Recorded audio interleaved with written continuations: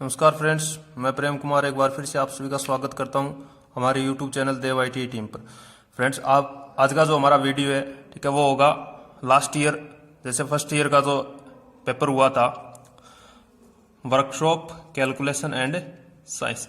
2 वर्षीय ट्रेड होती है हमारी, ठीक है। उसका जो लास्ट ईयर था पेपर 2019 में जो WCS या वर्कशॉप कैलकुलेशन एंड साइंस का जो पेपर हुआ था, उसके बारे में अपन क्या करेंगे, आज चर्चा करेंगे और पूरे के पूरे पेपर को क्या करेंगे, हल करके देखेंगे, ठीक है। तो चलिए शुरू करते हैं अपन। देखिए फ्रेंड्स, लास्ट ईयर जो हमारा पेपर आया था उसमें हमारा पहला प्रश्न था सीजीएस सिस्टम में लेंथ की इकाई क्या होगी, ठीक है फ्रेंड्स। इसमें हमें पूछा गया है कि सीजीएस प्रणाली में, ठीक है, सीजीएस प्रणाली के बारे में हमें पूछा गया है कि सीजीएस प्रणाली में लेंथ अर्थात लंबाई, ठीक है, सीजीएस प्रणाली में लंबाई की इकाई हमें क्या ये पूछी गई है, ठीक है। तो यहां से अपन देखते हैं हमारे पास 3 पद्धतियां होती है, ठीक है। कौन सी? एक तो होती है एमकेएस, दूसरी हमारे पास होती है सीजीएस और तीसरी हमारे पास होती है एफपीएस, ठीक है। और हमें पूछा गया है सीजीएस के बारे में, ठीक है। तो अपने यहां से देखते हैं तीनों के अंदर ही अपन देख लेते हैं कि लंबाई की इकाई हमारे पास क्या होती है। जैसे हमारे पास एमकेएस है, एमकेएस में अपन देखते हैं मीटर होती है, ठीक है, मीटर। दूसरा हो गया किलोग्राम और तीसरा हो गया यहां से सेकंड, ठीक है। उसके बाद अपन देखते हैं यहां से सीजीएस में हमारी होती है सेंटीमीटर, ग्राम और सेकंड, ठीक है। इसके बाद अपन देखते हैं एफपीएस में हमारी होती है फुट, पाउंड और सेकंड, ठीक है।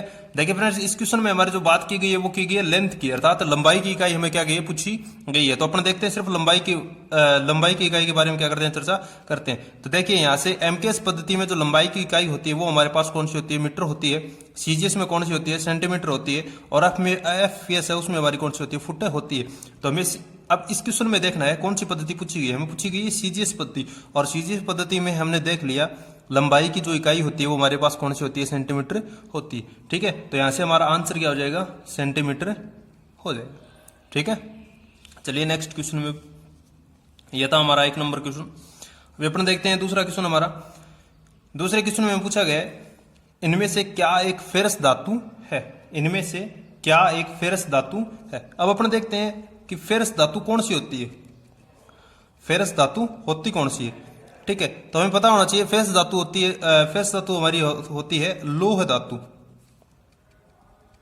लोह धातु, ठीक है। अब अपन सर्वप्रथम चर्चा करते हैं कि लोह धातु होती कौन सी है हमारी, ठीक है। तो वे धातुएं जिनमें लोहे व कार्बन की मात्रा पाई जाती है, लोहे व कार्बन की मात्रा पाई जाती है, वो कौन सी होती है, हमारी लोह धातु होती है। तो हमें देखना है हमारे ऑप्शन है, यहां से देखिए एल्यूमिनियम, दूसरा ब्रांस, तीसरा लेड और चौथा क्या है, पिग आयरन। अब देखिए पहला नाम हमारा क्या है, यहां से एल्यूमिनियम है, दूसरा यहां से हमारा क्या है, ब्रांस है, ब्रांस, ठीक है। ब्रॉन्ज हमारा होता है यहां से पित्तल, ब्रॉन्ज क्या होता है, पित्तल होता है। और एक ऑप्शन है हमारे पास लेड, और लेड हमारा यहां से ऑप्शन क्या होता है, शीशा होता है, ठीक है फ्रेंड्स। तो देखिए हमें यहां से लोह धातु की क्या करनी है, चर्चा करनी है। और जो क्वेश्चन में पूछा गया है फेरस धातु पूछनी है, फेरस धातु पूछी गई है कि इनमें से फेरस धातु कौन सी है, ठीक है। देखिए ब्रांस पित्तल है, पित्तल में लोह धातु नहीं होती है, ठीक है। और जो लेड है, लेड भी क्या है, हमारी लोह धातु नहीं है। उसके बाद बच गई हमारी एल्यूमिनियम, तो एल्यूमिनियम भी हमारा लोह धातु नहीं है। तो जो हमारा इस क्वेश्चन का आंसर होगा वो क्या होगा, पिग आयरन। यहां से देखिए साफ पता चलता है आयरन, आयरन का मतलब यहां से क्या होता है, लोहा होता है, ठीक है फ्रेंड्स। अब अपन चर्चा करते हैं नेक्स्ट क्वेश्चन की। देखिए यहां से नेक्स्ट क्वेश्चन हमारा है इनमें से क्या एक विद्युत का संचालन करती है, इनमें से क्या एक विद्युत का संचालन करती है। तो अपन देखते हैं यहां से देखिए ग्रेफाइट, दूसरा ऑप्शन मेरे पास है पोर्सेलिन, तीसरा ऑप्शन है रबर और चौथा ऑप्शन है वुड। वुड अर्थात यहां से क्या है, लकड़ी। ठीक है, तो फ्रेंड्स अपन देखते हैं यहाँ से विद्युत का संचालन, विद्युत के संचालन के बारे में हमें पूछा गया है। तो एक तो क्या है हमारा रबर, ठीक है, और एक क्या है वुड, लकड़ी। ठीक है, रबर और लकड़ी दोनों ही चीज क्या होती हैं, विद्युत की कुछ अलग होती है। उसके बाद पोर्सेलिन और ग्रेफाइट। अब इन दोनों में भी अंतर अपने यहाँ से देखते हैं। तो हमारा जो विद्युत का चालन करेगी या विद्युत की जो संचालन होगी वो यहाँ से कौन सी होगी, हमारी ग्रेफाइट होगी। ठीक है, अब देखिए नेक्स्ट क्वेश्चन हमारा, नेक्स्ट क्वेश्चन यहाँ से है 0.72 दशमलव संख्या को अंश में परिवर्तित कीजिए। ठीक है, ये हमारा नेक्स्ट क्वेश्चन। 0.72 दशमलव संख्या को अंश में परिवर्तन करना है, अर्थात इस संख्या को हमें बताना है कि हमारे पास जो ऑप्शन है जैसे 16/25 है, दूसरा बी ऑप्शन है 18/25 है, सी ऑप्शन हमारे पास यहाँ से 17/25 है और डी ऑप्शन हमारे पास यहाँ से है 19/25। तो हमें देखना है यहाँ से कि इनमें से कौन सी संख्या को हल करने के पश्चात हमारे पास जो आंसर आता है वो कितना आता है, 0.72। ठीक है, और इनका आंसर हमें क्या बताना है, अंश और हरी अर्थात भिन्न में बताना है। मतलब इनमें से कौन सी वो भिन्न होगी जिसका आंसर हमारे पास कितना आता है, 0.72 आता है। ठीक है फ्रेंड्स, तो अपने यहां से देखिए हल करके देखते हैं। तो हमारे पास जो पहला ऑप्शन है वो हमारा यहां से 16/25 है और 16/25 है, यहां से अपन हल करते हैं तो देखिए हमारे पास यहां से आंसर आएगा 0.64। ठीक है, या 0.6। दूसरा ऑप्शन हमारे पास यहां से है 18/25। ठीक है, और अपन यदि 18/25 को हल करते हैं तो हमारे पास यहां से आंसर कितना आता है, 0.72 आता है। उसके बाद नेक्स्ट हमारे पास है 17/25 और 17/25 को अपन हल करते हैं तो यहां से भी हमारे पास जो आंसर आता है वो कितना आता है, 0.68 आता है। और नेक्स्ट क्वेश्चन हमारे पास है 19/25 और यदि अपन 19/25 को हल करते हैं तो हमारे पास यहाँ से आंसर आता है 0.76। अब देखिए हमारे पास आंसर आ गए चारों के, जो चार भिन्न थी हमारे पास, उन चारों के हमारे पास क्या आ गए, आंसर आ गए। अब हमें देखना है कि हमें पूछा क्या गया। ठीक है, हमें पूछा गया 0.72 कौन सी भिन्न का क्या आता है, आंसर आता है। तो हमारे पास यहाँ से जो आंसर होगा वो कौन सा हो जाएगा, 18/25 अर्थात बी ऑप्शन हमारा क्या हो जाएगा, राइट हो जाएगा। अब देखिए नेक्स्ट क्वेश्चन हमारे पास है 1 किलोग्राम भार खालिस्तान के बराबर होता है। में पूछा गया है 1 किलोग्राम भार के बराबर कितने न्यूटन होते हैं। ठीक है, तो यहां से हमारा आंसर हो जाएगा 9.81 न्यूटन। ठीक है, ए ऑप्शन यहां से हमारा क्या हो जाएगा, सही हो जाएगा। ठीक है, अब देखिए नेक्स्ट क्वेश्चन की अपन चर्चा करते हैं। नेक्स्ट क्वेश्चन हमारे पास यहां से है, देखिए घनत्व और विशिष्ट गुरुत्व के बीच मुख्य अंतर क्या है। घनत्व और विशिष्ट गुरुत्व के बीच मुख्य अंतर क्या है। ठीक है फ्रेंड्स, तो अपने पास देखिए यहां से सीधा सीधा एक आंसर यहां से निकल के आता है कि घनत्व है, घनत्व की हमारे पास क्या होती है, इकाइयां होती है। यदि अपन यहां से बात करें घनत्व की, तो घनत्व की हमारे पास क्या होती है, इकाइयां होती है, इकाई होती है। ठीक है, और जो विशिष्ट घनत्व है, विशिष्ट घनत्व या हमारा क्या होता है, आपेक्षिक घनत्व।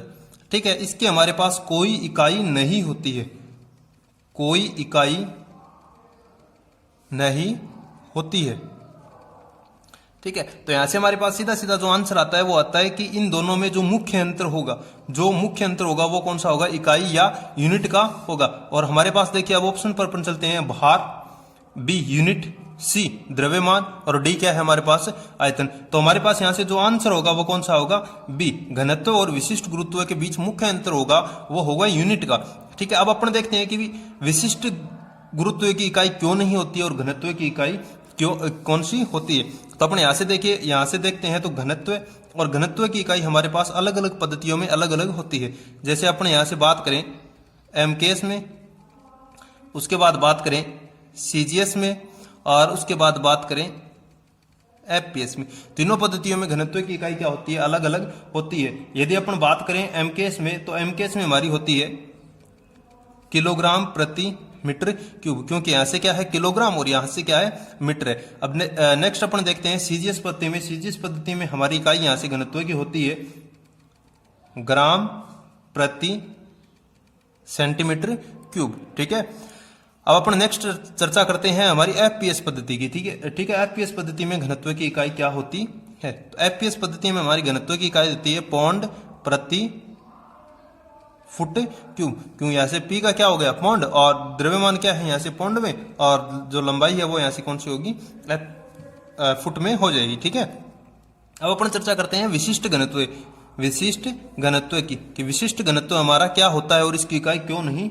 होती है। ठीक है, तो विशिष्ट घनत्व देखिए दो राशियों का क्या होता है अनुपात होता है, जिसके कारण इसकी कोई इकाई नहीं होती है। वो दो राशियां कौन सी है वो अपन देखते हैं। इसमें हमारी हो जाएगी वस्तु का घनत्व। जो अपन प्रश्न यहाँ से हल करते हैं तो हमारे पास ये फॉर्मूला बनता है वस्तु का घनत्व अपॉन 4 डिग्री सेंटीग्रेड वाले 4 डिग्री सेंटीग्रेड वाले पानी का घनत्व। अब देखिए विशिष्ट घनत्व हमारा क्या होता है, विशिष्ट घनत्व बराबर होता है हमारा वस्तु का घनत्व अपन 4 डिग्री सेंटीग्रेड वाले पानी का घनत्व। और ये क्या है, दो चीजों का अनुपात है। ठीक है, दो वस्तुओं का क्या है अनुपात है। ठीक है, और इसी के कारण इसकी कोई इकाई नहीं होती है। ठीक है, अतः हमारा जो आंसर आ जाएगा वो हो जाएगा ऐसे घनत्व और विशिष्ट घनत्व है और विशिष्ट घनत्व के मध्य जो मुख्य अंतर होता है वो कौन सा होता है, इकाई का होता है। तो हमारे पास यहाँ से जो आंसर होगा वो हो जाएगा घनत्व और विशिष्ट गुरुत्व के बीच मुख्य अंतर क्या होगा, यूनिट हो जाएगा। ठीक है, अब देखिए फ्रेंड्स नेक्स्ट क्वेश्चन हमारे पास है यहाँ से 4761 का हमें क्या बताना है, वर्गमूल बताना है। ठीक है, 4761 का हमें क्या बताना है, वर्गमूल बताना है कि इसका आंसर क्या होगा, 69 होगा या 59 होगा या 46 होगा या 72 होगा। तो चलिए अपन इसको हल करके देखते हैं हमारा आंसर क्या होगा। ठीक है फ्रेंड्स, अब देखिए अब यहां से क्या निकालना है, हमें वर्गमूल निकालना है। वर्गमूल निकालना है हमें सीधा याद नहीं है, कोई बात नहीं, अपन क्या करेंगे ऐसे जो भाग विधि मैंने आप लोगों को क्या थी बताई थी। ठीक है, यदि किसी के ध्यान में नहीं है तो आप सब हमारे वर्गमूल स्क्वायर एंड स्क्वायर रूट वाले चैप्टर में जाके वीडियो में जाके देख सकते हैं। ठीक है, वह भाग विधि कैसे होती है एक बार फिर से आपको बताता हूं। देखिए हमारे पास आंसर क्या है, क्वेश्चन क्या है, 4761 है। क्या है, 4761 है और इसका हमें क्या करना है, वर्गमूल बताना है। तो अपन इसको क्या करेंगे, भाग विधि से हल करते हैं। देखिए अब देखिए हम भाग विधि में क्या करते हैं, दो दो अंकों के क्या करते हैं, जोड़े बनाते हैं। ठीक है, तो यहां से हमारा एक जोड़ा तो हो गया 47 और एक जोड़ा क्या हो गया 61 हो गया। अब देखिए हमें देखना है कि यहां से क्या है, हमारे पास 47 है। ठीक है, और मैंने आप लोगों को जब स्क्वायर एंड स्क्वायर रूट वाला चैप्टर करवाया था हमारे यूट्यूब की क्लास में, ठीक है, तो मैंने आपको बताया था कि ऐसे क्वेश्चंस को हल करने के लिए हमें 10 तक के क्या होने चाहिए, स्क्वायर याद होने चाहिए। जैसे 1 का 1, 2 का 4, ठीक है, 3 का 9, इस तरह से 10 तक के स्क्वायर याद होने चाहिए। अब अपन सर्वप्रथम अपने यहां से देखते हैं कि यहां से हमारे पास जो जोड़ा है वो कितना है, 47 का है।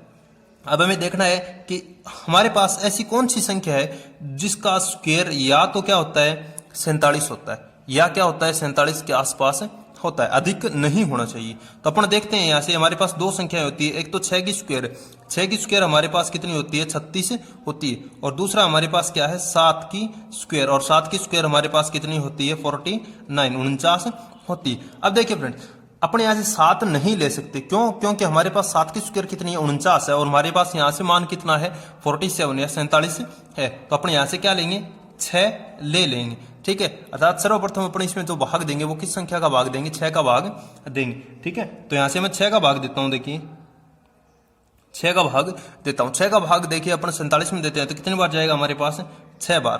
तो 6 और 6 कितने हो गए 36, 6 का 6 से गुणा करवा दिए या 6 का भाग देते हैं अपन 47 में तो कितनी बार तक जाएगा 6 बार तक, और 6 का 36। ठीक है, अब देखिए फ्रेंड्स अपने भाग विधि में क्या करते हैं, अभी जिस संख्या का भाग दिया है वो क्या करते हैं इधर प्लस में इधर भी लिखते हैं और इनका क्या करते हैं आपस में जोड़ करते हैं या प्लस करते हैं। ठीक है, अब देखिए अपने यहां से इनको माइनस करते हैं। अब देखिए 47 में से 36 जाने के पश्चात हमारे पास जो मान बचता है वो बचता है हमारे पास 11। ठीक है, आ गया समझ में।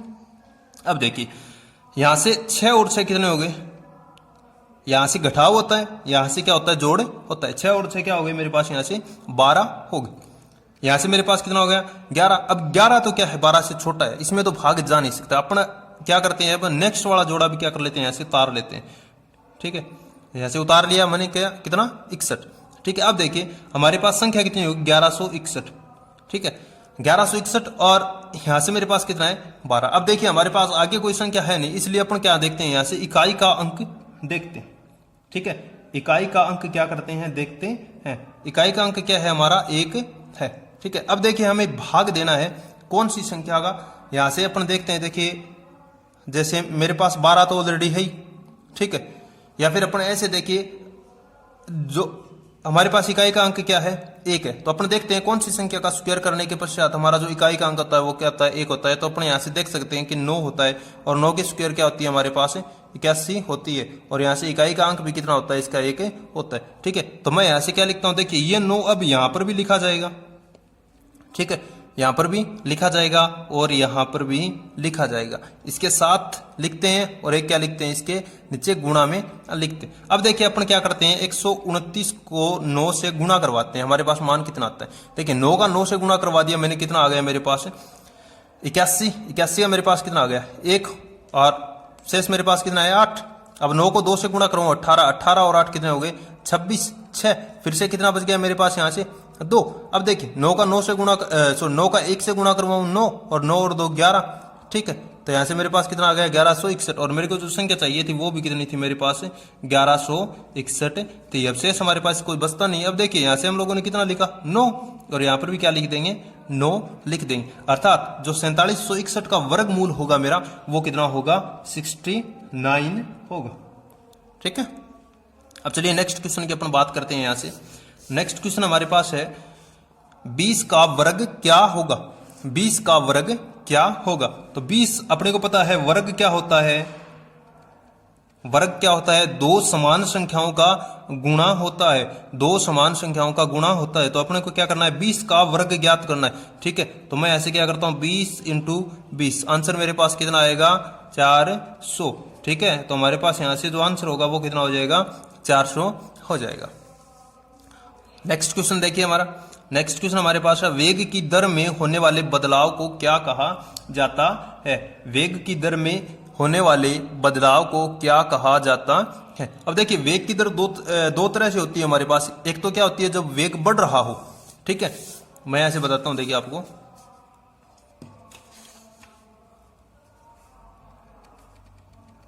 वेग की दर में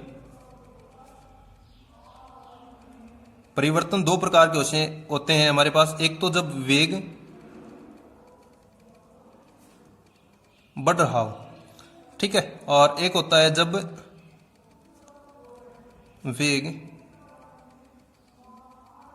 घट रहा हो, ठीक है।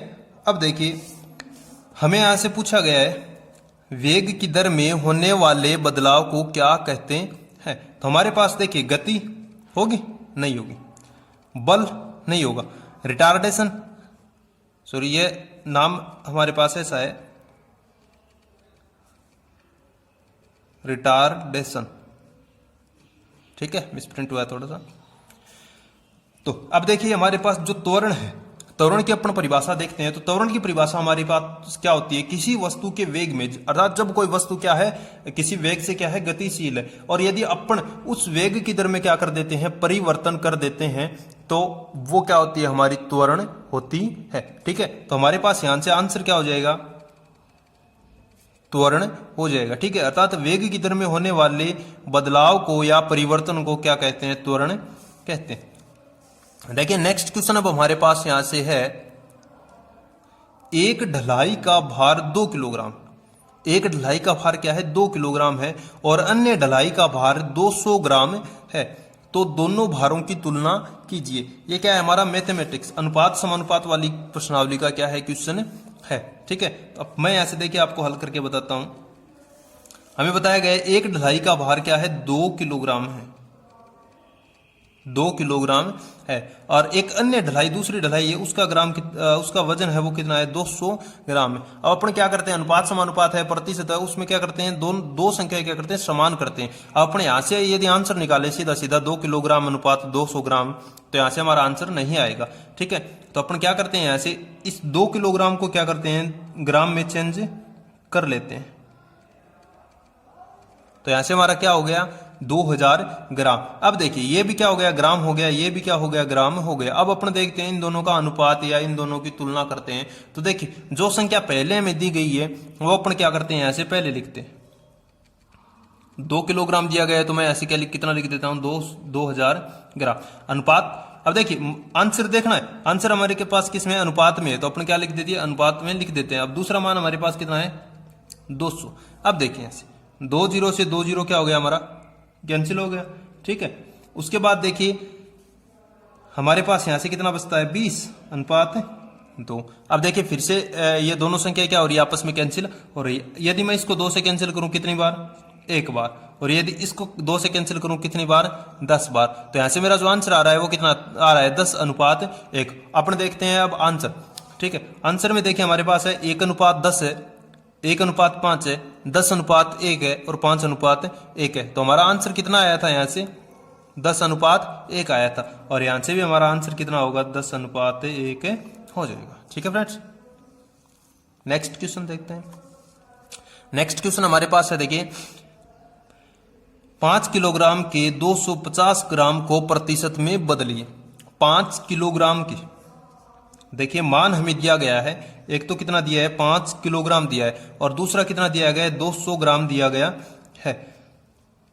200 ग्राम को प्रतिशत में बदलने, अब हमें क्या करना है, प्रतिशत में बदलना है। तो प्रतिशत में किसी संख्या को बदलने के लिए अपन, या किसी भिन्न को प्रतिशत में बदलने के लिए अपन क्या करते हैं, 100 से गुणा करवाते हैं, और प्रतिशत का चिन्ह हटाने के लिए क्या करते हैं, 100 का भाग करते हैं। तो यहां से हमें प्रतिशत में बदलना है, प्रतिशत में बदलना है, तो अपन क्या कराएंगे, यहां से 100 का गुणा करवाएंगे। और उससे पहले अपन क्या करते हैं, दोनों राशियों को समान बनाने के लिए 5 किलोग्राम को किस में चेंज कर देते हैं, ग्राम में चेंज कर देते हैं। अब देखिए प्रश्न हमारा क्या है, 5 किलोग्राम के 250 ग्राम को, अर्थात तुलना किससे करनी है, 5 किलोग्राम है, उसके 5 किलोग्राम कुल वजन है, और उसका क्या है, एक भाग है 250 ग्राम का, उसका हमें प्रतिशत बताना है। तो इन दोनों की अपन तुलना करते हैं। तो देखिए प्रतिशत जिसका पूछा गया वो ऊपर, जिसमें से पूछा गया है वो नीचे भाग में गुणा, और प्रतिशत में बदलने के लिए 100। तो यहां से 2 जीरो से 2 जीरो क्या कर देते हैं, अपन कैंसिल कर देते हैं। ठीक है, 1 जीरो से फिर क्या हो जाएगा, 1 जीरो कैंसिल हो जाएगा। हमारे पास यहां से मान बचता है 25/5। ठीक है, और यहां से कैंसिल करते हैं तो मान कितना आ जाएगा, हमारा 5% आ जाएगा, और यहां से हमारा आंसर कितना होगा, 5% हो जाएगा। ठीक है, देखिए नेक्स्ट क्वेश्चन हमारे पास क्या है, एनर्जी की SI यूनिट क्या होती है। एनर्जी की SI यूनिट क्या होती है। एनर्जी अगर अपन यहां से बात करें, एनर्जी, और एनर्जी को अपन क्या बोलते हैं, ऊर्जा। ठीक है, और हम जब ये चैप्टर पढ़ते हैं तो हमारे पास सर्वप्रथम जो आता है, नाम आता है, ठीक है, जब अपन कार्य और ऊर्जा पढ़ते हैं, ठीक है, तो यहां से हमें बताया जाता है कि ऊर्जा की इकाई कार्य की इकाई की क्या होती है, समान होती है। कार्य की इकाई की क्या होती है, समान होती है। ठीक है, और यहाँ हमारे पास यहाँ से जो पूछा गया वो पूछा गया, इसकी SI यूनिट पूछी गई है, तो SI यूनिट हमारे पास क्या होती है, जूल होती है। ठीक है, नेक्स्ट क्वेश्चन अपन करते हैं। देखिए नेक्स्ट क्वेश्चन में पूछा गया है, 2 समीकरण दी गई है, एक तो क्या है 3x² + 2y², दूसरी समीकरण हमारे पास है 2x² - 3y², और हमें इन दोनों का क्या करना है, घटाव करवाना है। घटाव करवाने के पश्चात हमारे पास जो मान आएगा वो हमारे पास कितना आता है वो हमें बताना है। तो चलिए हल करते हैं। देखिए पहली समीकरण हमारे पास यहाँ से क्या है, आप देख सकते हो 3x² + 2y², और घटाव करवाना है तो दूसरी समीकरण क्या करते हैं, इसके नीचे लिखते हैं 2x² - 3y²। ठीक है, और आप लोगों को बताया गया है जब अपन क्या करते हैं, घटाव करते हैं तो नीचे वाली संख्याओं के चिन्ह क्या कर देते हैं, चेंज कर देते हैं। तो यहाँ से देखिए प्लस का है तो माइनस का कर दिया, और माइनस का है तो प्लस का कर दिया। अब देखिए 3 में से 2 जानेंगे, 3x² में से 2x² अपन माइनस करते हैं तो हमारे पास यहाँ से क्या बचता है, x²। अब ये संख्या प्लस की, ये संख्या प्लस की, ये चिन्ह किसका आएगा, प्लस का। 3 और 2 कितने हो गए हमारे पास, 5y², x² + 5y²। ठीक है, अब अपन देखते हैं हमारा आंसर है यहाँ से। ठीक है, अब देखिए हमारा आंसर यहाँ से क्या होता है, x² + 5y²। अब अभी हम लोगों ने जो हल किया था वो भी हमारा क्या है, x² + 5y²। तो यहाँ से हमारा आंसर क्या हो जाएगा, ए हो जाएगा। ठीक है, अब देखिए नेक्स्ट क्वेश्चन हमारे पास है, दिए गए समीकरण को हल कीजिए। ठीक है, इसमें हमें 2 समीकरण दी गई है, एक तो क्या है हमारे पास 3x + 15 है, और दूसरी हमारे पास समीकरण है 5x + 25। ठीक है, अपने यहाँ से क्या करते हैं, इनको हल करते हैं। इनमें थोड़ी सी मिस प्रिंट हुई है। देखिए फ्रेंड्स, ये क्या है, यहाँ से भाग में है दोनों समीकरण। ठीक है, अपन देखिए इसको हल करते हैं। हमारे पास यहाँ से समीकरण है, एक तो 3x प्लस 15 है, और दूसरी समीकरण हमारे पास यहाँ से क्या है, 5x प्लस 25 है। और इन दोनों समीकरणों को हमें क्या करना है, हल करना है। तो अपन इसको हल करने के लिए सर्वप्रथम क्या करते हैं, इन दोनों संख्याओं में से कोई संख्या जो कॉमन आएगी वो ले लेंगे, और इनमें से दोनों संख्याओं से एक संख्या क्या ले लेंगे, कॉमन ले लेंगे। तो देखिए यहाँ पर हमारे पास क्या है, x है, यहाँ पर x है नहीं, तो यहाँ से x तो क्या है, कॉमन आएगा नहीं। यहाँ पर x है, यहाँ पर x नहीं है, तो x तो कॉमन आएगा नहीं। तो अपन यहाँ से क्या करते हैं, देखिए 3 कॉमन लेते हैं। ठीक है, और यहाँ से हमारे पास 3 कॉमन लेने के पश्चात कितना बचेगा, x प्लस 5 अपॉन यहाँ से हमारे पास क्या है, 5 है। ठीक है, और 5 अपन यहाँ से क्या लेते हैं, कॉमन ले लेते हैं। तो यहाँ पर हमारे पास कितना बचेगा, x प्लस 5। ठीक है, अब देखिए अपन इनको हल करते हैं, तो ये दोनों संख्या आपस में क्या है, गुणा में है। तो यहाँ से x प्लस 5 और x प्लस 5 अपन क्या कर देते हैं, कैंसिल कर देते हैं। हमारे पास जो आंसर यहाँ से आएगा वो कितना आएगा, 3/5। ये क्वेश्चन मैंने आपको कल वाला जो वीडियो था हमारा बीजगणित का लास्ट वीडियो, उसमें करवाया भी था। ठीक है, और आपको बताया भी था कि लास्ट ईयर के चैप्टर, लास्ट ईयर का जो हमारा एग्जाम हुआ था उसमें आया हुआ भी है। ठीक है, तब देखिए हमारा यहाँ से आंसर कितना है फ्रेंड्स, 3/5। ठीक है, अब अपन देखते हैं हमारा आंसर यहाँ से कौन सा होगा। अब देखिए हमारे पास -3/5 है, यहाँ से 3/5 है, 5/3 है, और -5/3 है। तो ये देखिए 5/3 और 5/3, ये तो हमारा आंसर होगा नहीं। तो हमारा आंसर यहाँ से क्या हो जाएगा, 3/5 हो जाएगा। ठीक है फ्रेंड्स, और देखिए नेक्स्ट क्वेश्चन हमारे पास क्या है, उस त्रिभुज का परिमाप ज्ञात करो। यहां से देखते चलना है हमें, त्रिभुज का परिमाप ज्ञात करो जिसकी भुजाओं का अनुपात हमारे पास क्या है, 3:4:5 है, और जिसकी सबसे लंबी भुजा का माप 15 सेमी स्क्वायर 15 सेमी है। ठीक है, अब देखिए फ्रेंड्स, अपन यहां से हल करते हैं, अपने यहां से क्वेश्चन हल करते हैं। देखिए हमें दिया गया है त्रिभुज का परिमाप ज्ञात करना है, और ये जो हमारा क्वेश्चन है वो हमारी प्रश्नावली जो है मेंसुरेशन या क्षेत्रमिति उसमें से आया हुआ है। ठीक है, अब हमें देखना है त्रिभुज का परिमाप ज्ञात करना है। ठीक है, परिमाप ज्ञात करने के लिए हमें त्रिभुज की भुजाएं दी गई है। तो मैं क्या मानता हूं, एक भुजा को A/B/C है। ठीक है, अब अपन देखते हैं यहाँ से A/B/C। ए मेरे पास के 3:4:5 है, तो यहाँ से अपन क्या लिखते हैं, 3:4:5। और हमें इसी क्वेश्चन में बताया गया है, देखिए सबसे लंबी भुजा का माप कितना है हमारे पास, 15 है। तो यहाँ से मैं लिखता हूं, देखिए सबसे लंबी भुजा, और सबसे लंबी भुजा जो हमारी है वो होगी 15 सेमी है। यहाँ से सेमी स्क्वायर नहीं है, सेमी है। ठीक है, अब देखिए हम इन तीनों को अलग अलग भुजाएं नहीं मान सकते, क्योंकि तीनों की तीनों क्या है, अनुपात में है। तो यहाँ से मैं मानता हूँ, देखिए पहली भुजा मेरे पास कितनी है, 3x है, दूसरी मेरे पास कितनी है, 4x है, और तीसरी कितनी है, 5x है। ठीक है, अब देखिए इन तीनों में सबसे लंबी भुजा हमारी कौन सी होगी, 5x वाली होगी। 5x वाली क्या होगी, हमारी सबसे लंबी भुजा होगी। तो मैं इसको मान सकता हूं कि 5x = 15। ठीक है, सबसे लंबी भुजा का माप बताया गया, ये 5x बराबर क्या हो गया हमारे 15। ठीक है, तो यहां से मैं x का मान ज्ञात करता हूं, तो 15 और हमारे पास क्या हो गया 5। इन दोनों को अपन यहां से कैंसिल कर देते हैं। x का मान मेरे पास कितना आ गया, 3 आ गया। और मैं यहां से क्या करता हूं, तीनों में x का मान पुट करता हूं।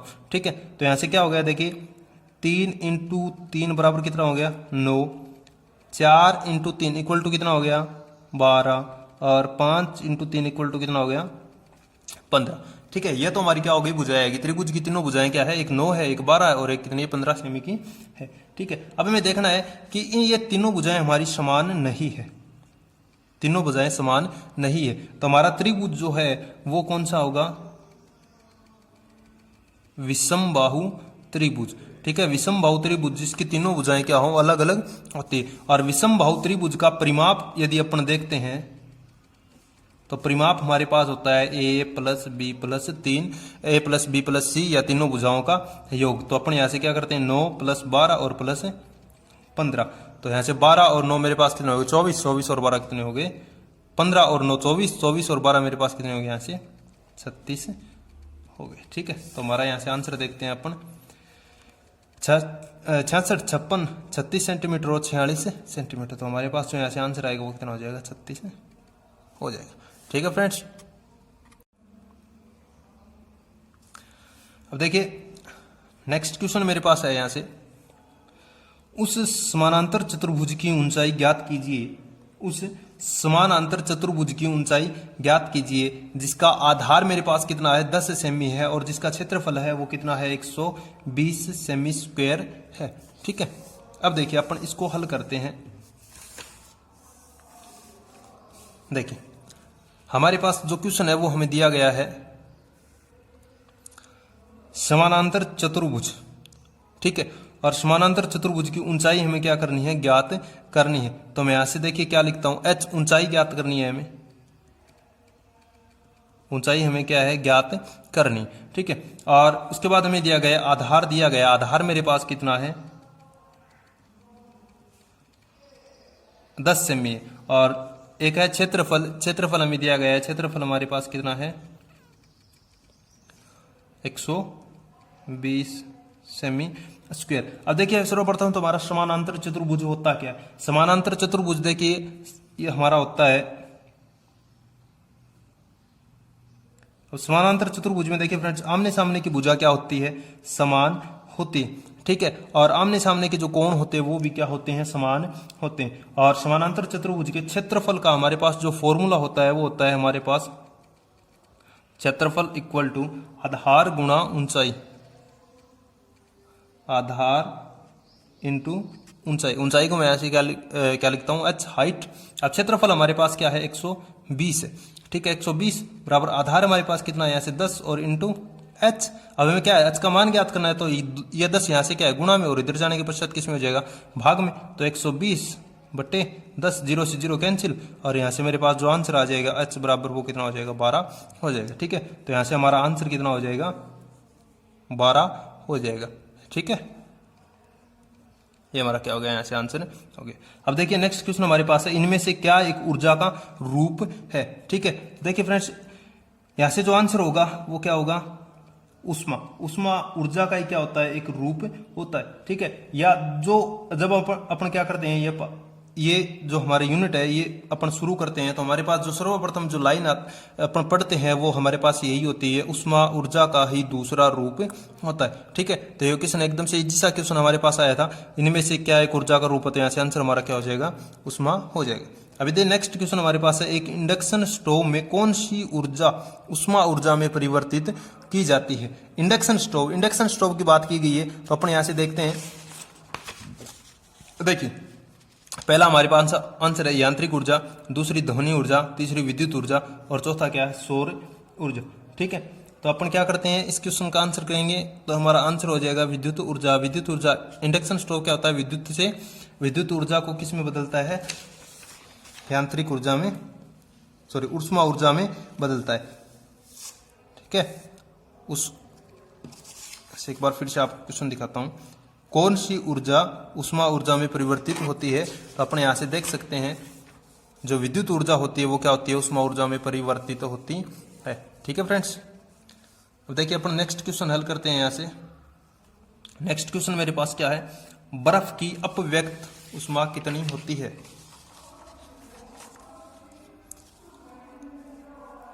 देखिए यहां से क्वेश्चन है हमारे पास, बर्फ की अपव्यक्त उष्मा कितनी होती है। अपव्यक्त उष्मा, ठीक है, अब हमारे पास एक नाम आया है अपव्यक्त उष्मा या अव्यक्त उष्मा या गुप्त उष्मा। ठीक है, और बर्फ की हमें पूछा क्या गया है, बर्फ की पूछी गई है, बर्फ की अव्यक्त उष्मा कितनी होती है। तो हमारे पास यहां से आंसर कितना होता है, 80 कैलोरी प्रति ग्राम। तो यहां से हमारे पास जो आंसर होएगा वो हो जाएगा, वो कितना हो जाएगा, 80 कैलोरी प्रति ग्राम। ठीक है, अब नेक्स्ट क्वेश्चन हमारे पास है कोस, यहां से थीटा थोड़ा सा मिसप्रिंट हो गया, यहां से पूछा गया है हमारे पास कोस थीटा का विपरीत क्या होता है। यहां से क्या है, टेन थीटा है, यहां से क्या है, कोट थीटा, यहां से सेक थीटा और यहां से क्या है, कोसेक थीटा है। तो अपन देखिए हम लोगों ने जब त्रिकोणमिति पढ़ी थी हमारी, ठीक है, ट्रिग्नोमेट्रिक में हम लोगों ने देखा था हमारे पास मान थे, एक तो देखिए साइन थीटा था, एक cos tan, cot theta, sec theta और कोसेक थीटा। इन लोगों ने, इसमें हम लोगों ने देखा था लाल बटा कक्का वाले, या ठीक है, उस फॉर्मूले से हम लोगों ने देखा था जो साइन है वो किसका विपरीत होता है, कोस का विपरीत, कोसेक का विपरीत होता है, कोस किसका विपरीत होता है, सेक का विपरीत होता है, और टेन किसका विपरीत होता है, कोट का। और हम लोगों ने लिखा था जैसे साइन थीटा था, साइन थीटा के इक्वल हम लोगों ने लिखा था कोसेक थीटा, ठीक है। और हमें पूछा क्या गया है, कोस थीटा का पूछा गया है कि कोस थीटा, देखिए आप पर क्वेश्चन देख सकते हो, हमारा पूछा गया है यहाँ से कोस विपरीत क्या होता है, कोस थीटा का विपरीत क्या होता है। तो अपन यहाँ से देख सकते हैं, देखिए जो कोस थीटा है उसका विपरीत हमारे पास क्या होता है, सेक होता है। तो अपन यहाँ से आंसर लिख सकते हैं 1/सेक थीटा। अब अपन चलते हैं ऑप्शन पर, ठीक है। ऑप्शन हमारे पास देखिए यहाँ से क्या है, पहला टेन थीटा है, दूसरा कोट थीटा है, तीसरा सेक थीटा है और चौथा क्या है, कोसेक थीटा है। तो यहाँ से हमारे पास जो आंसर है वो आंसर कितना आ जाएगा, सेक थीटा आ जाएगा, ठीक है। नेक्स्ट क्वेश्चन देखिए, नेक्स्ट क्वेश्चन हमारा यहाँ से क्या है, एक साधारण मशीन पर लगाया गया भार, लगाया गया प्रयत्न या प्रयास कितना है, 25 किलोग्राम है, और मशीनी लाभ हमें यहाँ से बताया गया है कितना है, हमारा 6 है, ठीक है। और हमें पूछा गया है इसका उत्थापक भार क्या होगा, भार हमें क्या है पूछा गया है। तो अपन देखते हैं मशीनी लाभ या यांत्रिक लाभ का फॉर्मूला हमारा यहाँ से क्या होता है, मशीनी लाभ या यांत्रिक लाभ बराबर भार बटा प्रयास होता है। अब हमें यहाँ से मान दिया गया, मशीनी लाभ का मान दिया गया कितना है, हमारे पास 6 है। तो मैं यहाँ से मान पुट करता हूँ 6 है।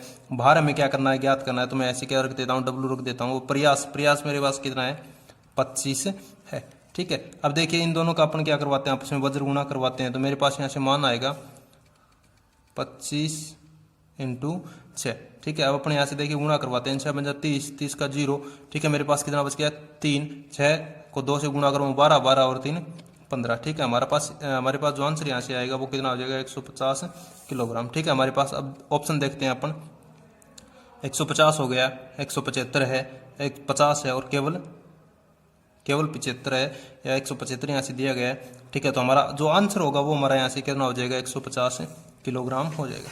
अपना नेक्स्ट क्वेश्चन यहाँ से देखते हैं। देखिए हमें दिया गया है 4 ओम, 6 ओम, 12 ओम के 3 प्रतिरोधों को समानांतर रूप में जोड़ा गया है। तो सर्किट का समतुल्य प्रतिरोध क्या करना है, हमें ज्ञात करना है। तब देखिए अपन यहाँ से हल करते हैं, समानांतर क्रम में जोड़ा गया है, ठीक है। तो अपने एक छोटे से डायग्राम के इससे अपन इसको समझते हैं, ठीक है। हमारा पहला जो प्रतिरोध है वो कितना है, 4 ओम का है। तो मैं ऐसे कितना लिखता हूँ, 4 ओम लिखता हूँ। दूसरा मेरे पास कितना है, 6 ओम का है। तो मैं ऐसे कितना लिखता हूँ, 6 ओम लिखता हूँ। और तीसरा मेरा क्या है, यहाँ से 12 ओम का है। तो मैं ऐसे कितना लिखता हूँ, 12 ओम लिखता हूँ। और हमें पता है कि समानांतर प्रतिरोध में समतुल्य प्रतिरोध ज्ञात करने का फॉर्मूला हमारे पास होता है 1/RT = 1/R1 + 1/R2 + 1/R3। यदि इससे ज़्यादा भी हमारे पास मान दिए होंगे तो अपन क्या कर सकते हैं, आगे लिख सकते हैं, ठीक है। मैं यहाँ से लिखता हूँ 1/4 1/6 + 1/12, ठीक है। अब अपन यहाँ से क्या करते हैं, लय से लेते हैं, ठीक है। लय से हमारे पास यहाँ से कितना आएगा, 12 आ जाएगा। 12 में 4 का भाग देता हूँ कितनी बार, 3 बार। यहाँ से कितनी बार, 2 बार और +1, ठीक है। हमारे पास यहाँ से जो मान आएगा वो कितना हो जाएगा, 3 और 2 5 और 1 6, 6/12, ठीक है। यहाँ से हम लोगों ने लिखा था 1/RT = अब हमें क्या करना है, समतुल्य प्रतिरोध, ठीक। RT का क्या करना है, मान ज्ञात करना है। तो अपन क्या करवाते हैं, यहाँ से वज्र गुणा करवाते हैं। तो 6RT = 12, ठीक है। और यहाँ से हमारा RT समतुल्य प्रतिरोध का जो मान आएगा 12/6। यहाँ से 6 जो गुणा में था वो यहाँ से क्या हो गया, भाग में हो गया। और यहाँ से हमारा कैंसिल करने के पश्चात जो मान बचेगा वो कितना आएगा, 2 ओम आएगा, ठीक है। अब देखते हैं हमारे पास आंसर क्या है। यहाँ से क्या है, 2, 12, 22 और 1, ठीक है। तो यहाँ हमारे पास यहाँ से जो आंसर आएगा वो कितना हो जाएगा, 2 हो जाएगा। और देखिए नेक्स्ट क्वेश्चन मेरे पास यहाँ से है, विद्युत ऊर्जा P, ठीक है। विद्युत ऊर्जा या